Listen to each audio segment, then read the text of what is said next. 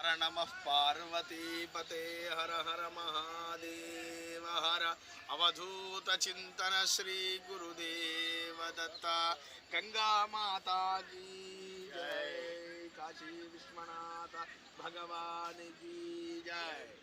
శ్రీ జ్యోతిర్వాస్తు విద్యాపీఠం సారథ్యంలో అత్యద్భుతమైనటువంటి కార్యక్రమం ఈ సంవత్సరం రూపొందించడం జరుగుతూ ఉంది. మహాశివరాత్రి సందర్భంగా భస్మలింగార్చన మహోత్సవాన్ని చేపట్టబోతూ ఉంది విద్యాపీఠం. శివరాత్రి అనగానే ఒక ప్రఖ్యాతమైనటువంటి విశేషణాలతో కూడినటువంటి శివలింగాన్ని తయారు చేసి దాన్ని దర్శించే భాగ్యం, అభిషేకించేటువంటి భాగ్యాన్ని శ్రీ జ్యోతిర్వాస్తు విద్యాపీఠం ప్రతి సంవత్సరం కల్పన చేస్తూ ఉంది. అందులోనే భాగంగా పత్రలింగార్చనను మనం గత 2 సంవత్సరాల క్రితం నిర్వహించుకొని ఉన్నాం. సైకతలింగార్చన గత సంవత్సరం నిర్వహించుకున్నాం.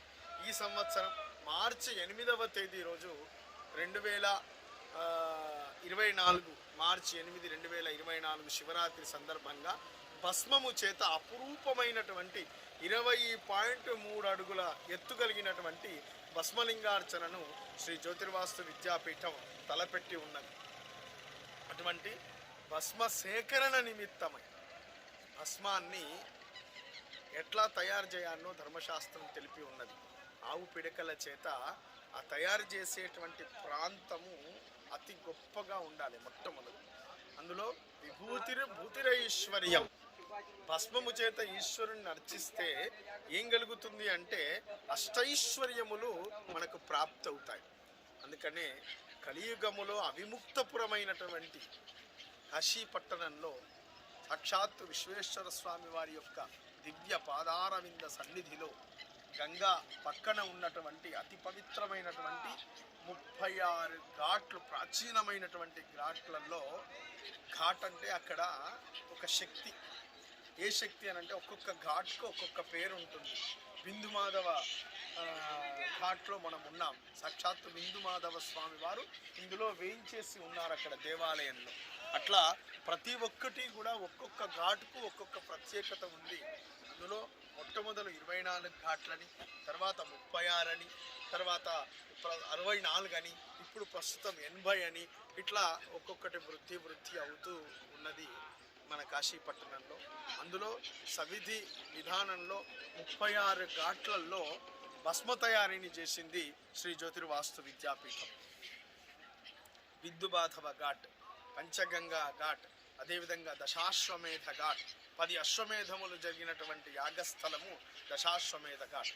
ఇట్లా అతి ప్రాచీనమైనటువంటి దేవాలయాలు ఉన్నటువంటి గంగా తీరంలో భస్మాన్ని తయారు చేసింది భస్మలింగార్చన కోసం. 11వ తేదీ రోజు 15 మంది విద్యాపీఠ సభ్యుల చేత బయలుదేరినటువంటి విద్యాపీఠ బృందం అంతా కూడా 12 నాడు చేరుకోవడం, 13 నాడు స్వామివారిని దర్శించి గంగా మధ్య ప్రాంతంలో, గంగా ఇక్కడ 2గా విడిపోయి ఉన్నది, ఒకటి ఈ వైపు ఇంకొకటి వెనక వైపు, ఆ మధ్యలో కనబడేటువంటి గంగా మధ్యలో చక్కగా భస్మాన్ని తయారు చేసి మొట్టమొదలు ప్రారంభించింది. ఇక ఒక్కొక్కటి 36 ఘాట్లలో. ఘాట్కు ప్రత్యేకత ఏంటిదంటే ఆ ఘాట్కు అధిదేవత దేవాలయం ఉంటుందండి తప్పకుండా. ఇక్కడ దుర్గా ఘాట్ ఉంది. దుర్గా ఘాట్లో బ్రహ్మచారిణి దుర్గా దేవాలయం ఉన్నది. అట్లా చాలా విశిష్టమైనటువంటి ఘాట్లలో 36 ఘాట్లలో భస్మాన్ని తయారు చేసి ఉన్నది. ఈ భస్మం చేత మనము శివరాత్రి నాడు భస్మేశ్వరుణ్ణి అర్చించడం జరుగుతుంది. అదేవిధంగా భస్మలింగం తయారీలో ఉపయోగించడం జరుగుతుంది. భస్మలింగం దర్శనం చేసుకున్నటువంటి వాళ్లకు, భస్మలింగానికి భస్మము చేత అర్చించినటువంటి వాళ్ళకందరికీ కూడా కాశీని సందర్శించినటువంటి ఫలితం రాబోతూ ఉంది. అటువంటి ఫలితాన్ని కలగజేయడం కోసం విద్యాపీఠం కాశీని సందర్శనం చేసి ఈ భస్మ తయారీని చేయడం జరిగింది. దీనికి సహకరించినటువంటి విద్యాపీఠ బృందానికంతా కూడా ఆశీస్సులను అందజేస్తూ హర హర హర మహాదేవ హర అవధూత చింతన శ్రీ గురుదేవ దత్త.